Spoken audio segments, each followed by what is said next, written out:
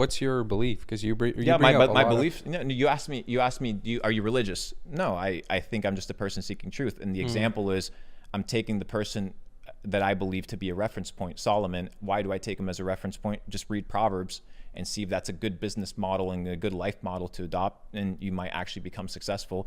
If I see all the billionaires out here telling me, yo, read Proverbs, read Psalms because it's full of game, why am I not going to read it? So am I a person that identifies with labels? No. You know why? Why? Because to you, Christian may mean something. To him, Christian may mean something else, because it is a symbol that represents something.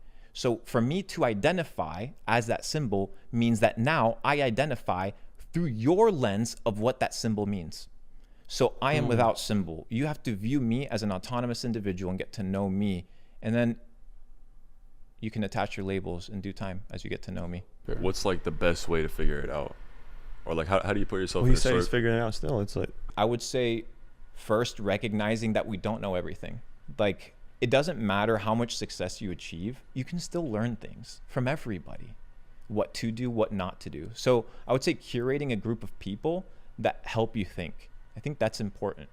Curate a group of people, a circle around you, friends, where you can have these conversations. You guys as brothers, like, you guys should be flaming each other. You guys should be grilling each other's belief systems. I do. That's good, because you're not going to have a lot of people in your life that are going to do that, right? So if you can have this relationship, you need to cherish it deeply. That's the first part. The second part is asking the most important question in the world. Why? Why to everything?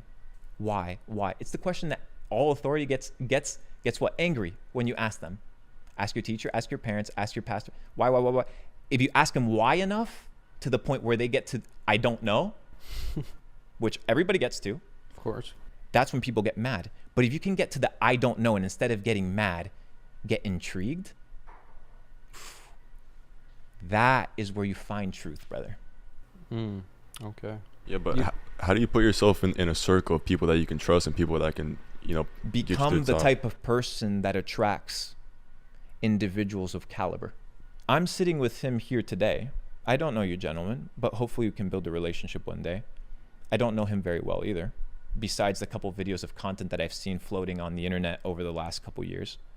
The reason I'm sitting with him today here isn't because of this right now, but it's because of the seeds that he planted himself that are today being manifested. So he became the type of individual that I cared to contemplate and have a conversation with. And I don't have conversations with everybody. The point is, if you want to have winners around you, become the type of person that winners want to have around. A winner's not going to hang out with a loser, so become a winner. It only makes sense. If you want to have a beautiful girlfriend, you can't be out here doing things that individual wouldn't be attracted to. You need to do the things that are going to attract the circle that you want with you. Speaking of that, are you open about your relationship online? No. That's the only part that I don't talk about. Yeah. Not one bit? No, not one bit. We'll clip that part out. Okay. That's the only sanctity in my life, bro. Yeah. Okay, I respect that. Yeah. Too much online to bring in family, Do you have an opinion on it? Just like, yeah, I think government marriage is a fraud. So getting married under the government, you're not getting married under God. You've just gotten married under paper. It's a psyop.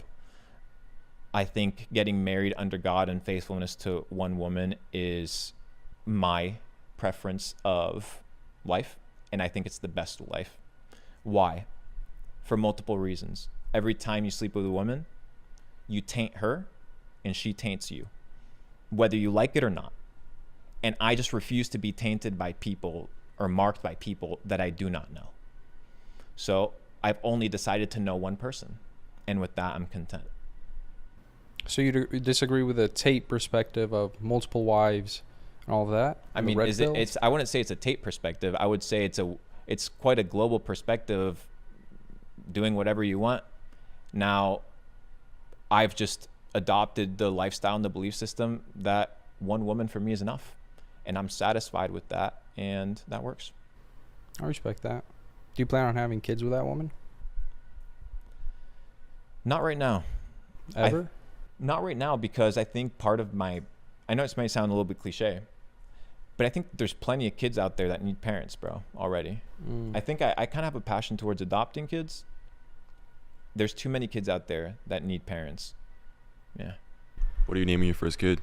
Hmm? What are you naming your first kid? That's interesting you say that. His name will be Spartacus. Spartacus. Why is Yes. that? Because Spartacus led a revolution to free the slaves. Yeah.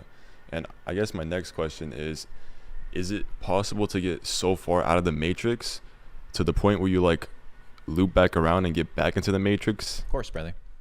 And The how's question, that? but the thing is, we're all in the matrix. You're never getting out of it, bro. You have a credit card, you're in the matrix. I just got one. You're watching my on TikTok, you're in the matrix. Are you out? No, bro. I'm trying to figure out how to play the game. Right. I did I see don't you pr- drinking tap water earlier, so that makes sense.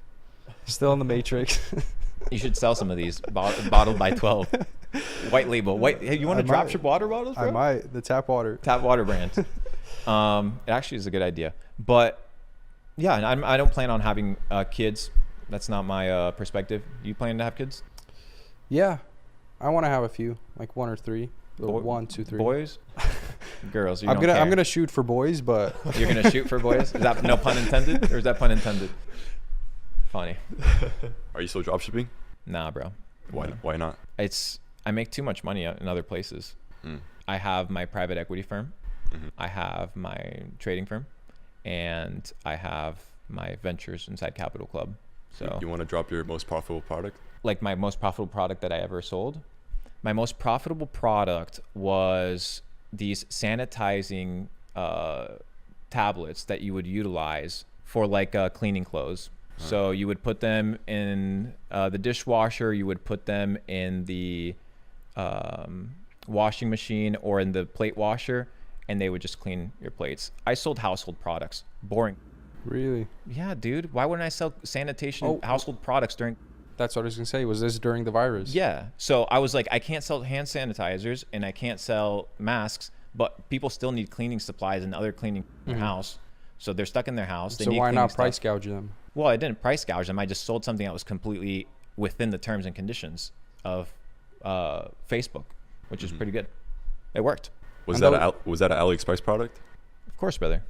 But how do you? What are the logistics? Everything. When you say AliExpress product, what do you mean? Let's break down the myth of AliExpress. Do you know that AliExpress are actually drop shippers?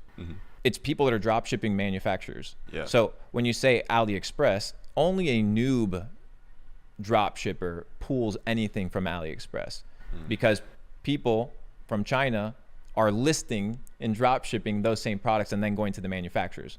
I have my own manufacturing. I have my own 3PLs. I have my own private party logistics. So in the essence of, can you find my products on AliExpress? Sure, because manufacturers can literally post them there, like you would post them on Amazon, but they weren't AliExpress products. They were sourced and manufactured by my own team. What are the logistics behind like a $1 million month drop shipping? It's not that hard. I would say, 1, inventory, and 2, you need liquidity to scale. But if you're drop shipping, how do you manage that inventory? You need to be able to pay for it up front.